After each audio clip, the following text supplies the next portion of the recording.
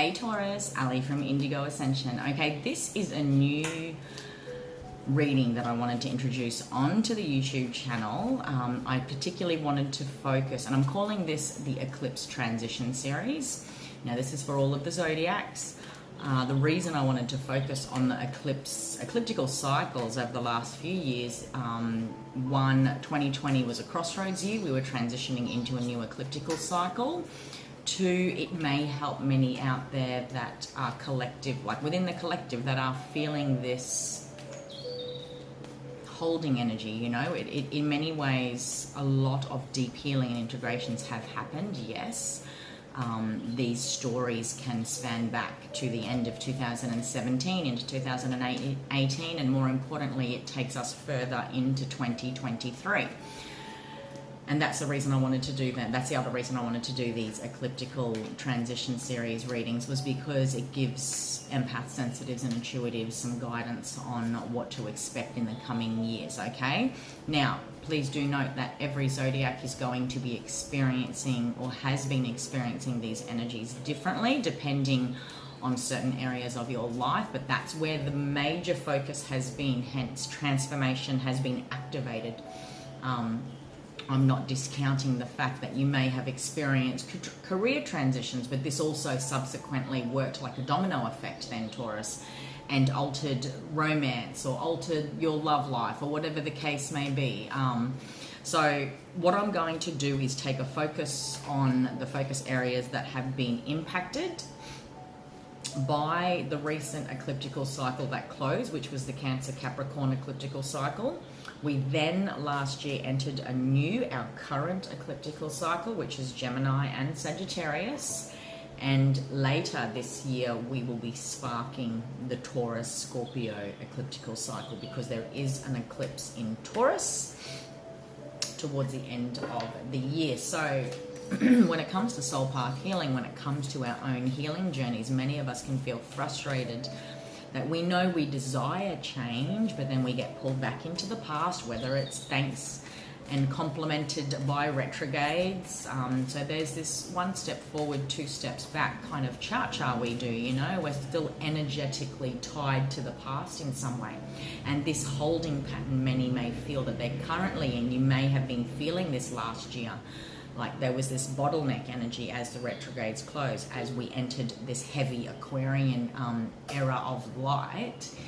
But there's this holding space, and we're still tied to the past, tied to old self, tied to old fears and beliefs perhaps, but inherently know that the future is calling to us in some way. So these readings are designed to push us outside of the discomforts of what we would deem comfortable within the realms of perception and belief. They are designed to help deeply integrate a new way of looking at everything that has sort of led us to here.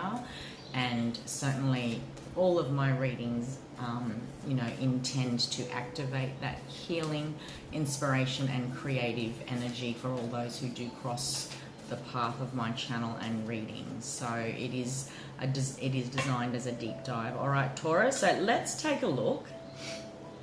So I'm definitely also going to use tarot as well as a confirmation, as a complementary, take it however it resonates. But first I'm going to focus on the astrology. Now, let's rewind the clock back to the end of 2017 into 2018, and this energy in many ways was wrapping up. So maybe something kick-started at the end of 2017. Maybe you notice closing chapters, okay? Old ways of believing, seeing, wanting for self, old situations. There could have been practical endings in many ways, significant relationships that created a metamorphosis, significant life experiences within that time frame that created a metamorphosis within you. So rewind the clock back to the end of 2017 into 2018, when you were traveling the 3rd and 9th house activations thanks to the Cancer Capricorn ecliptical cycle. Cancer rules the 4th house, Capricorn rules the 10th. Okay, so there were communications within the home. Okay, 3rd house rules communications. It rules connections, siblings, local travel. A lot of communications perhaps in that time frame between 2017 into 2020, connecting you into siblings, living with siblings. You may have found yourself living with a sibling. a lot of communications and travel in relation to something connected into siblings, a lot of travel before everything went into lockdown last year, okay? Training, okay, as well, is what is ruled by the third house, and not so much higher education. So there was this learning, okay, and you could literally, the third house also rules communications, you could literally have been mastering new ways to communicate your truth, your perception, after having spent however many years not doing so, or feeling like you had to hold back, or whatever the case may be. You would have noticed changes within communications, within your sibling relationships, or those you would consider siblings, those you see on a day-to-day basis, friends that feel like siblings, as an example. You literally could have been supporting a sibling through training and upskilling, or whatever the case may be, or they were providing insight to you in some way, so, or their life circumstances were doing that for you. At any rate, there was a condensed focus on third house matters, which also rules communication. So you could literally have been having extreme communication issues with those you would deem as contacts you would have on a day-to-day basis. And when I say siblings, there's this implication of connections that we live with, or we spend a lot of our day-to-day hours crossing paths with, friendships, family, colleagues, or otherwise, okay? The ninth house was activations of philosophy, higher learning, finally getting in contact with your higher self. I'm not saying you never did, but there was this new relationship developing. There was something here higher self was trying to connect you into.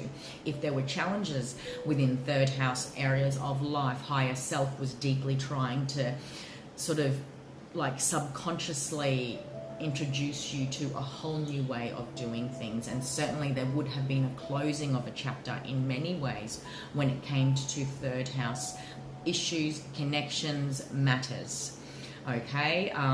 I could literally be connecting into Taurians that took an overseas, travel, they saw themselves traveling around a lot, which sort of really connected you into spiritual aspects of self. Maybe because of travel you crossed paths with individuals that saw you searching or desiring at least to connect into the higher octaves when it comes to higher learning, philosophy, humanitarian causes. Take it however it resonates. There was this higher view perhaps on your whole life journey to date, and certainly your focus, if this is relevant, because it was Cancer and Capricorn. It is the cosmic mother and the cosmic father, if you like. There could have been very many of you out there who pursued higher studies to further your career, because Capricorn rules career and the 10th house. Others of you could have been, really looking at better ways in which to, or had sort of concerns around communications in relation to your mother or your role as a mother. You would have experienced issues where communication or not, holding back or too much of, sort of was not nurturing, okay, or connections within, your everyday environment, whether they are siblings or not. You would have identified what is and isn't nurturing, yeah? There was a training ground here, and in many ways, Taurus, it was an invitation to go back into self, to take the higher view, all right? So for some, you may still be experiencing these closing doors, okay, hence we're in a holding pattern. And yeah, it's been a 2-year story. There's this bigger 2-3 year story, and we know the new is calling us, because we activated a new ecliptical cycle last year with Gemini and Sagittarius, and that is affecting your 2nd house and your 8th house. Now here's how it all connects. The 2nd house rules money and possessions. The 8th house rules the deeper parts of self, intimacy, death and rebirth. In many ways, maybe because of 3rd and 9th house matters, whether you embarked on higher education, whether you sort of connected more strongly into higher self, whether you really looked at communication issues or significant experiences with siblings or those you live with, your role as a mother, father, whatever the case may be, your connection to them. Perhaps because of something in those areas of your life that triggered from the end of 2017, something happened last year where you might have had aha moments about deeper shadow work that could have been looked at or integrated, okay, or took that classroom a little bit further into 2nd house and 8th house matters. Now, the 2nd house rules money. I could very well be connecting into Taurians that had issues with siblings and finances and were supporting them through things. You know, really but let's look at 2nd house. Or maybe because of sibling connections or your everyday connections or communications, we're able to identify 2nd house matters that are of importance to you. But let's go deeper still with the 2nd house and ask ourselves what energy is mine to possess and what is not. If I'm supporting someone through stuff, if I'm trying to understand their point of view, if I'm having communication issues, what is mine to possess and what is not? How much does something, an issue, a belief, a stagnancy of not wanting to shift out of old ways of doing things with long-standing connections, long-standing patterning when it comes to my communication style or lack thereof, when it comes to what does and doesn't nurture me, what am I choosing to possess and take with me? Now, I know it gets a bit cryptic when we're looking at the layers of the houses, and yes, in Western astrology, we'll always be able to identify these houses pertaining to practical matters. Like I could literally be connecting into Taurians that were really focused on money as of last year. Maybe that was because you were supporting siblings or sort of travel. You spent too much and now you sort of had to tighten the belt last year because circumstances changed for a lot of us, yeah? You might have found yourself, you know, because of pursuing higher studies, it has impacted your capacity to be able to make, you know, the kind of salary you were wanting, or whatever the case may be. Like, we're looking at 3rd and 9th, and now I'm looking at 2nd and 8th house matters. 8th house is deep transformations, metamorphosis, death and rebirth, other people's money. In very many ways, this Gemini and Sagittarian ecliptical cycle for you guys, which closes off at the end of this year, it's been going since last year. It really did launch.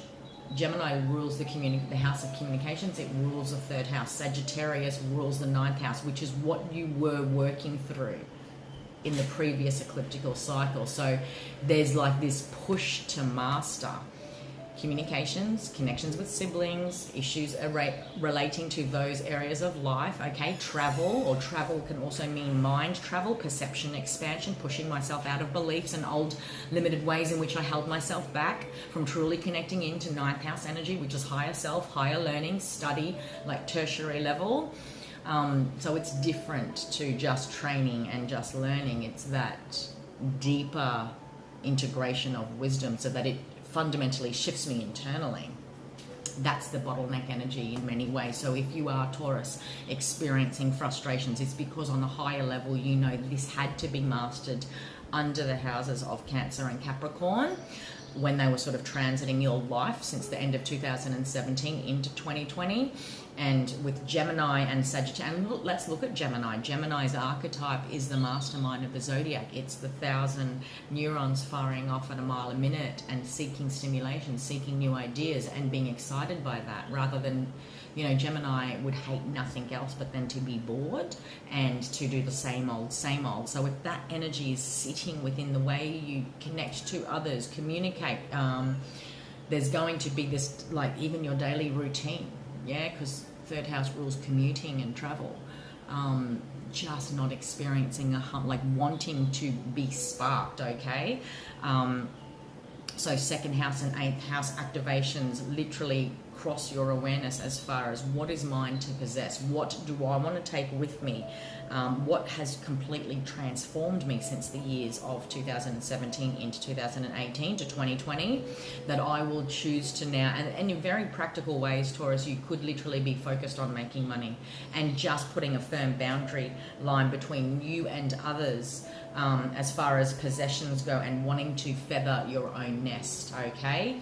8th house also rules other people's money. Now, this transit since last year could have activated your work with clients, could have activated an increase in recognition as far as, you know, me versus we, because 2nd house is the money I make for myself. 8th house is the money I get from others as a benefit.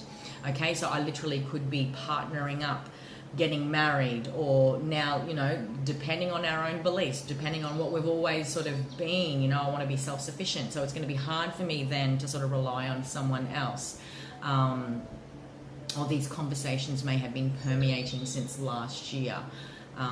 So take it however it resonates. The 8th house also naturally rules death and rebirth. So when it comes to 8th house monetary matters there, it's the benefits of inheritances and wills. You may have found yourself, as of last year, really identifying what is yours to possess in relation to that. Noticing an increase in your possessions due to inheritances and wills, but again, it is other people's money, and it's not necessarily a bad thing. It's always, 8th house always benefits us, but the 8th house does invite us into this deeper transformation, the hidden parts of self, okay? Our deeper beliefs about scarcity, our deeper beliefs about filling voids, okay? So we're shopping too much, and then we're noticing a very big focus on second house stuff because we've spent too much and need to tighten the belt, whatever the case may be. So take it however it resonates. I want to say that wherever you find yourself experiencing challenges, and they could literally be in second house and 8th house matters, go back to what you sort of had aha moments about what you wanted to do. Maybe you did a bit of research as far as looking at upskilling, and and for many of you could be closing that in many ways, and you could literally be applying for jobs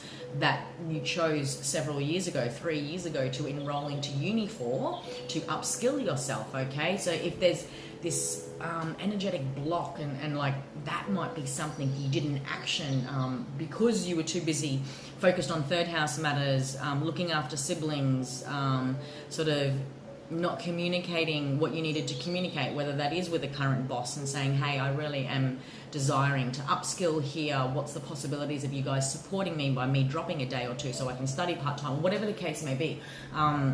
You will notice this friction because it was something you didn't action, okay, in the last couple of years, and that could literally be because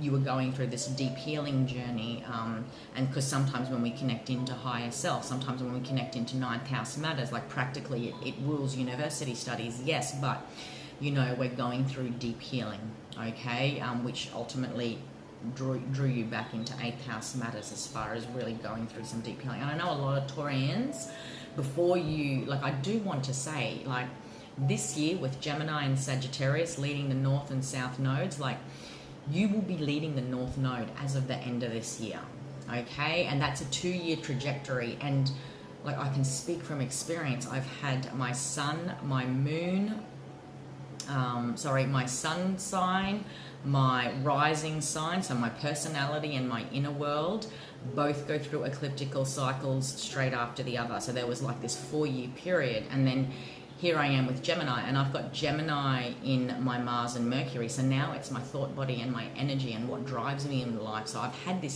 6-year period of just having to be authentic with myself. So I can 100% attest to the fact that the year before you enter an ecliptical cycle, okay, whether you are, I've only ever led the North node in all of those areas, like none of my, hold on a minute, let me just think. Aquarius, yeah, I did have Aquarius in the South node several years back, so that was my South node. It activated a lot of past life remembering, that makes sense. So I can 100% attest, Taurus, that before you enter an ecliptical cycle, whether you're leading the North or South node, the year preceding it will feel tough. It also has amazing opportunities, like if you literally just bite the bullet and be brave. That could be pushing yourself out of old comforts. That could be applying for that job, starting to date again, putting yourself out there, really, whatever the case may be. It really doesn't matter where it is. And the more we ignore intuition, and again, I can 100% attest to this, the more you will just feel stifled. And then as the year arrives where you are leading the North node, which is what's going to be happening for you guys at the end of this year. So in many ways, if you ignore the voice of wisdom and what you've been wanting to do for the last couple of years, or these inner drives where your intuition's speaking and you're going with logic, finding yourself in the same old patterning, it's going to be challenging. Okay, not only did I experience those challenges when it to my rising sign, the personality, like feeling really conflicted about who I should say that I am, like really desiring that deep, and then I couldn't ignore it because then it was my sun sign going through an ecliptical cycle. It was this inner core, so I can 100% attest to that feeling of one step forward, two steps back, and just wanting to scream sometimes. And that can be the possibility with the year preceding your North Node, and certainly it can also impact you if you've suppressed it, and then boom, you hit the North Node year, which happens for a couple of years, and it's destiny's at play. Destiny's not always romantic. Destiny requires us to authentically strip ourselves raw, bare, and real of everything we thought we were.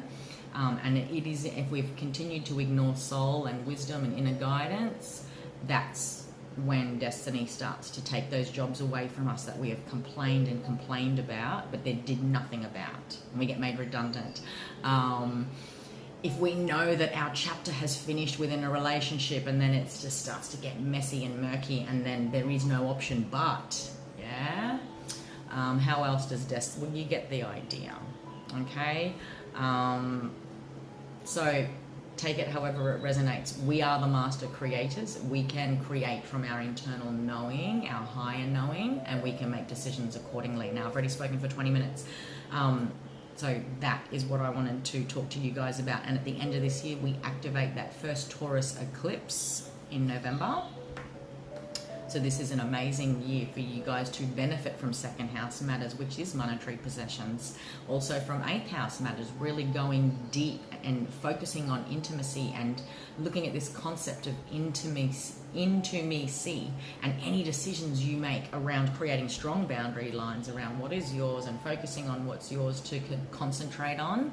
There will be deep transformations. It is a deeply transformative year. Okay? The Devil card is underneath the deck. What has been toxic in the realms of emotions, in the realms of emotional expression, expressing our emotional truth? Where did you have to, or where will you be experiencing a complete zero field? The zero field is uncomfortable.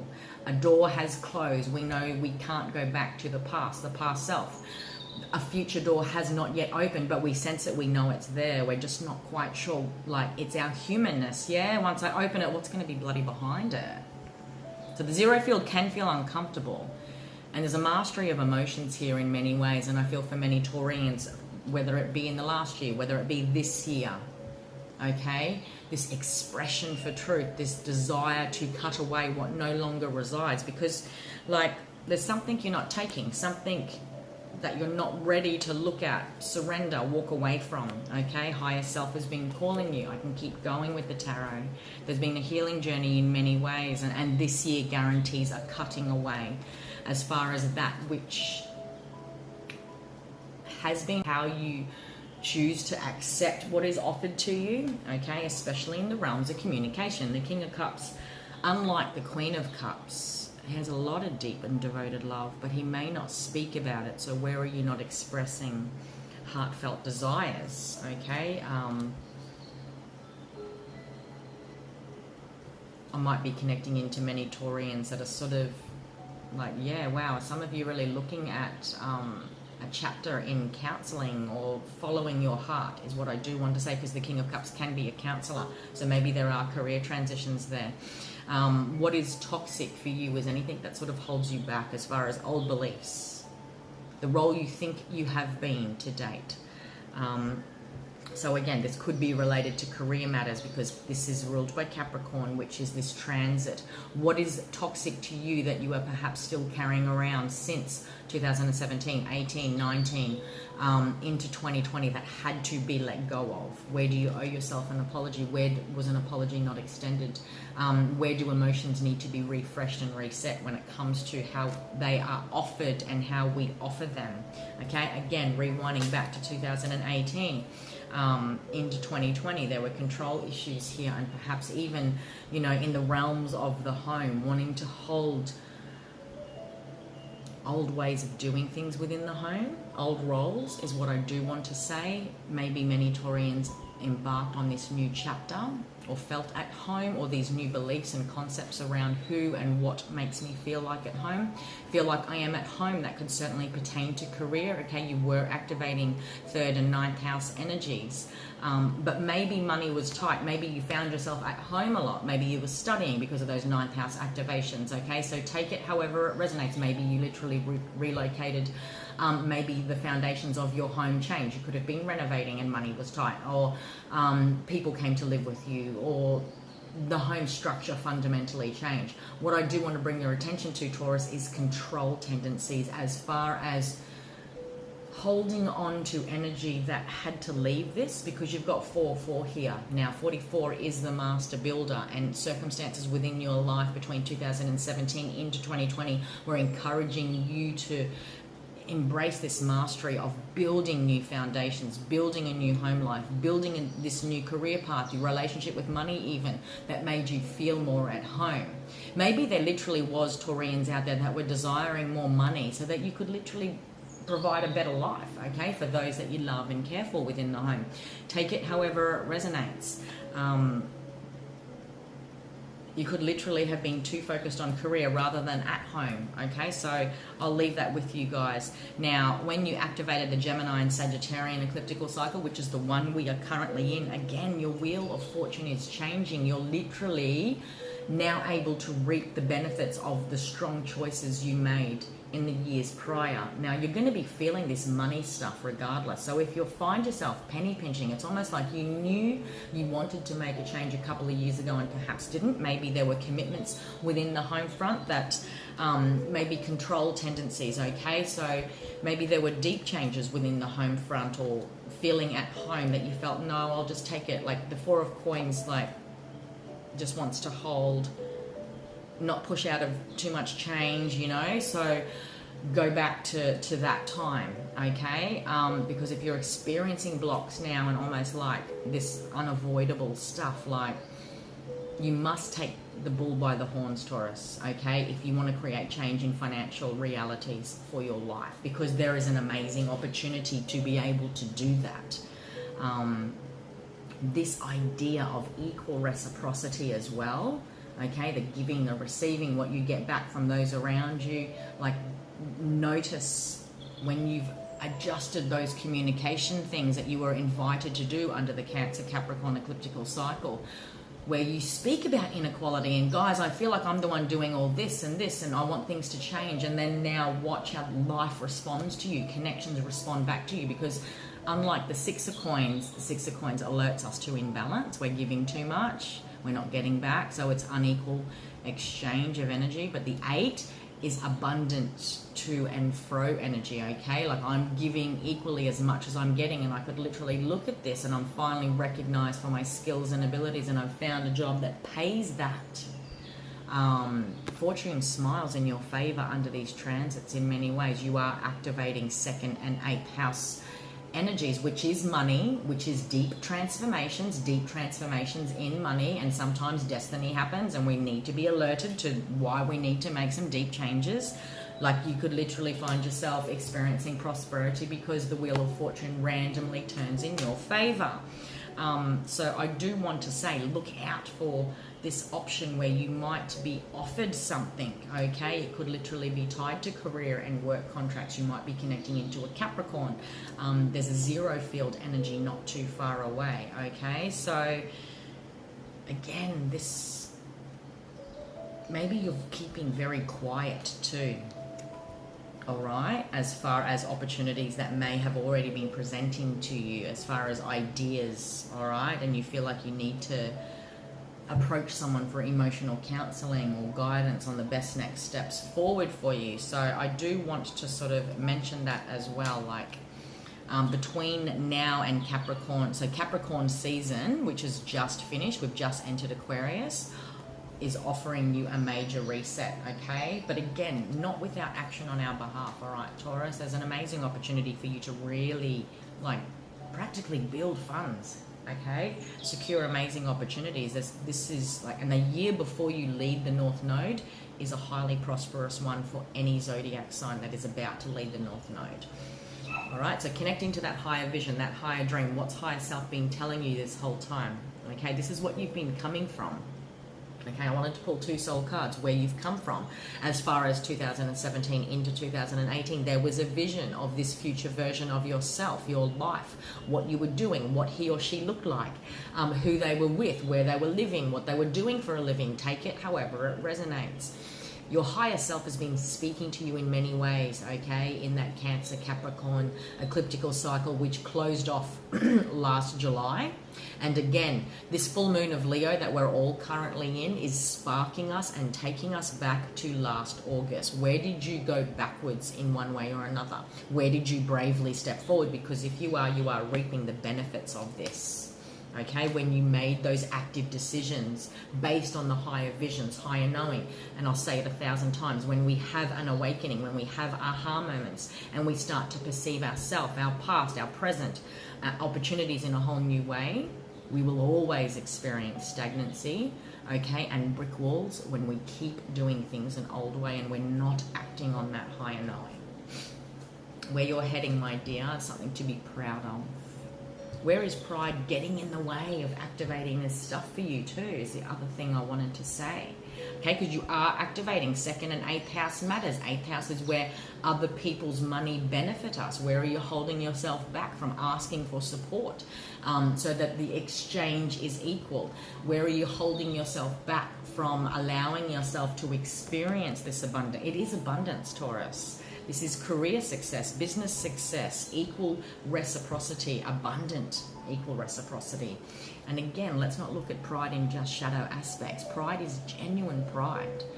I'm proud of myself because I saw myself this far, and I've done this journey on my own, and now I'm willing to share the load with someone else. I'm willing to sort of surrender pride and just experience abundance because we're in this together, or whatever the case may be, or I'm doing this for me. Okay, this is my little success, this is my big success, my life goal, whatever the case may be. I love myself and I see myself in everyone. A lot of beautiful energy to the solar plexuses. Like, see that calming yellow? It's a nice relaxed confidence. Okay, 4 and 4 equal 8. This is all about how life has presented you with Wheel of Fortune opportunities when life presented circumstances, and maybe they come packaged as dark experiences, maybe they come packaged as sudden breakdowns, changes within the foundation areas of your life. Maybe you had to look at control tendencies, scarcity thinking, really looked at this idea of how do I get from this 4 of coins energy to this 8 of coins energy, because they are very, very different. All right, something about your home environment, the original home environment you grew up in, and looking at this 4 of coins energy by blending and healing and merging these two brings you to the higher octaves of the highest potential you can be in this current ecliptical cycle. Again, I'll say it 1,000 times, the year before we lead the north or south node, and you will be doing that at the end of this year, Taurus, for the next 2 years. This is the year to make those proud and brave choices, okay? And that might mean sacrificing the old role you have played for other people. That might mean having to sacrifice some finances to reach a bigger dream down the track, okay? This is the year where you can really embrace, like, fortune favors you this year. And I don't say that lightly, okay? But you must be willing to do the work. So, am I connecting into Taurians that are already experiencing this? Or are you experiencing this fear energy where you are being tempted to go back into the past, which can be toxic because it's old, yeah? It's old. It's only going to lead us to stagnancy when we have aha moments and higher knowings, but yet refuse to act on it. That energy wants out. So that energy will permeate within us and feel like devil energy. Because it's uncomfortable at the 0 field. It's uncomfortable before the new starts. We've got no way of knowing how this thing will go. And nobody, Taurus, nobody starts anything thinking it will end, okay? Because we always want to start something because of a new beginning. The beginning that is promised to you, if you so choose, looks like a very highly prosperous one, okay? That was your Eclipse Transition Series reading, my lovely Taurus. I hope you got something out of that. By all means, keep an eye out on the channel for the weekly readings, and if you're on Instagram, you can check them there too. If you would like to book a personal reading with me, you can find all those details below. There's a range of intuitive readings, distant healings, and astrology forecasts and reading styles available for clients. Alrighty, make the most of this year, Taurus. You guys will be leading the North Node as of the end of this year, okay? 2021 is your opportunity to expand in the realms of finances, okay? And experience deep transformations because of. Take care.